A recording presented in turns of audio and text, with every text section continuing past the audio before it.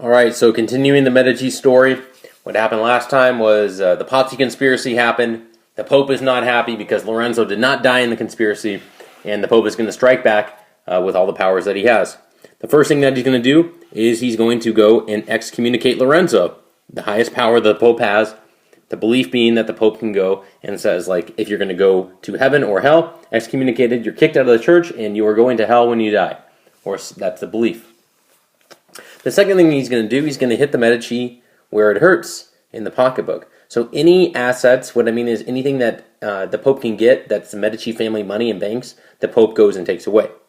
The third thing that he does is he goes and the Pope punishes the entire city of Florence for going and fighting against the Pazzi. So he does a group excommunication, which is called an interdict, where the entire city is punished, kind of like Boston Tea Party. The whole city of Boston gets punished after that with the intolerable acts.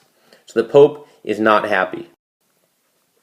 I'm not going to read this whole quote here, but basically what happens is Lorenzo is going to try to give himself up to the Pope because Lorenzo is the one who caused this distress. So he goes and basically says, I'll be this private citizen who goes and stands up. So you can take a second and pause and read this, but that's basically the gist of the quote. So here's what's going to happen, is we get one of our favorite characters in all of history, Mr. Savonarola. Savonarola is a Dominican friar who was actually in his early days a humanist, but then he went and turned against it. He's semi-invited into the city by the Medici family in order to maybe provide a bit of a distraction. He is what we call a hellfire and brimstone preacher, meaning he's very medieval in the way that he thinks, and that if you don't believe in God and you're not a Christian, you are going to hell, and you are going to have a very painful afterlife. And it's a fear-based kind of way to go and get people to go to church. He hates humanism, and he hates rich people, which when we're talking about hating rich people, this is going to be the Medici. And what he does is he goes and appeals to the poor, and his crowds become larger and larger as he begins to preach these anti-Medici sermons. He also is kind of creepy. He thinks that the last days are upon us and that Jesus is going to come back. So in order to do this, he says that the city of Florence is going to become the New Jerusalem. There's going to be a big flood, and they actually build another ark like Noah's Ark, which is kind of creepy. And his sermons become more and more anti-Medici, more and more anti-Lorenzo, and his crowds grow. He goes and fills up the Duomo with people going and listening to his sermons. Lorenzo is going to get old and die, and he makes a couple different dying wishes. He has two sons. He has a Giovanni. Okay, this is a new Giovanni, so he's named after the family member, so don't get confused. And a new Piero. What he says is, Giovanni, you are the hope of the family. Piero, you're a loser. Don't lead the family. It's not going to be good.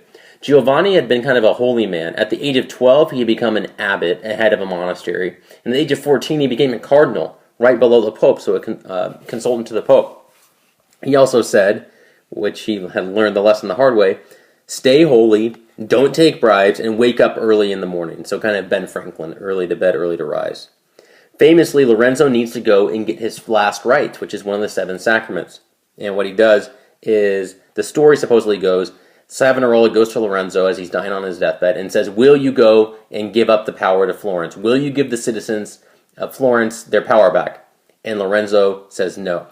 And Savonarola curses Lorenzo on his deathbed, gives him his last rites, and storms out, which is a pretty big statement. But the tension between Savonarola and the Medici family had grown very much at this point.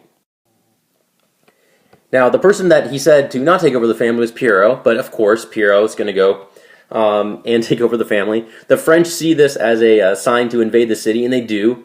And Piero and the Medici family have to sneak out. Piero actually has to dress up as a monk to sneak out of the city. And he basically spends the rest of his life around Italy, drunk, alcoholic, and not really doing much. And in the meantime, somebody's become super popular with the people, and that's Mr. Savonarola, who's going to go and be in control of the city. So that's when things get very interesting. So Savonarola becomes basically the leader of Florence, which is kind of creepy, but let's just go with that. What he does, first of all, is he's very popular with little kids. And these little kids are called the Bands of Innocence. The Bands of Innocence are these children. They typically would dress in white because that's the color of purity. And they would go and take anything that was vain in the city and round them up, put them into great piles, and then light them on fire. So things that were vain are listed down here. So things like mirrors, anything that involves like looks or humanism, those were literally put to fire in the middle of Florence. He rules as a dictator, although he does have some elements of democracy to it. Men can vote, and he almost implements a system kind of like a socialism, a Christian like socialism, in order to go distribute goods. And his whole thing is focusing on sinfulness and vanity, and vanity is going to come get you and make you bad. Savonarola, this is not going to last forever, obviously. He starts speaking against the Pope, which is a big no-no. And what that does is the Pope is going to excommunicate him, and the people are going to turn on him relatively quickly. He's tortured on the rack. He signs a confession basically admitting that he's spoken against the Pope and that he's kind of a fraud. And then he is executed. He's hung and then burned. His remnants are thrown into the river so nobody can steal them as holy relics. And a very ironic quote, "The one who wanted to burn me is now himself put to the flames." And very ironic, the spot that he was burned is the exact same spot that the bonfire of the Vanities was. So here's a picture right here of Savonarola. He got burned along with a couple other guys in the middle of the square at the same spot of the bonfire of the Vanities. Now, Giovanni was the hope of the family. Giovanni had been moving up in the church, and he works for Julius, who's called the warrior pope, because Julius literally went into battle with both armor and his papal robes, fighting. And Savonarola is taken care of, Piero is gone, and Giovanni is the hope of the family. The Julius, the warrior pope, is tight. He's basically good buddies with Giovanni. He lends him his army, because the pope, of course, has to have an army. He leads the army into Florence and reconquers the city, and he's the hero. Everybody loves him. Machiavelli, who we'll talk about for a second, he's associated with Savonarola in the old regime, and he gets kicked out, basically gets exiled down to the middle of nowhere. And then the Medici family is going to come full circle. Julius, the warrior pope, dies, and who do you know becomes the next pope? A Medici family member. And that is Giovanni, who has to change to, you get a pope name, Pope Leo X. Now, he's a Medici, and he loves his wealth. And one thing he's going to need to do to support his lifestyle is start selling indulgences. Now, we'll talk about indulgences more with Martin Luther, but this is the Pope that Martin Luther is speaking about, that he's actually mad about at the time of selling these indulgences, which is basically your sins are forgiven, you're not going to go to hell if you pay a certain amount of money to the church, is the most succinct explanation, but it's a little bit more than that. But the Medici family really goes kind of on a roller coaster. There are a lot of ups and downs, but they end basically with a lot of power in these Medici popes at this point. Okay, just got to talk a second about Machiavelli, one of the most interesting, enigmatic people in all of history. He writes this book called The Prince, which he actually dedicates to the Medici family because he's exiled and he wants to return to Florence. He doesn't do that, by the way. What it is, it's a book, very small and actually pretty easy to read, surprisingly.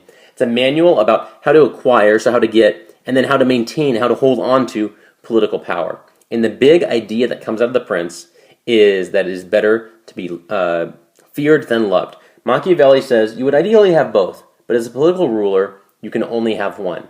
And if you really need to go and get stuff done, you need to be feared. He was also an atheist, which is a big no-no according to some people at the time. And you can see that coming out. He's like a humanist to the extreme. So that's going to leave no room for God. Machiavelli's Prince, one of the biggest works of Western literature, and very influential. The term Machiavellian today even has connotations of being like intentionally cruel or evil.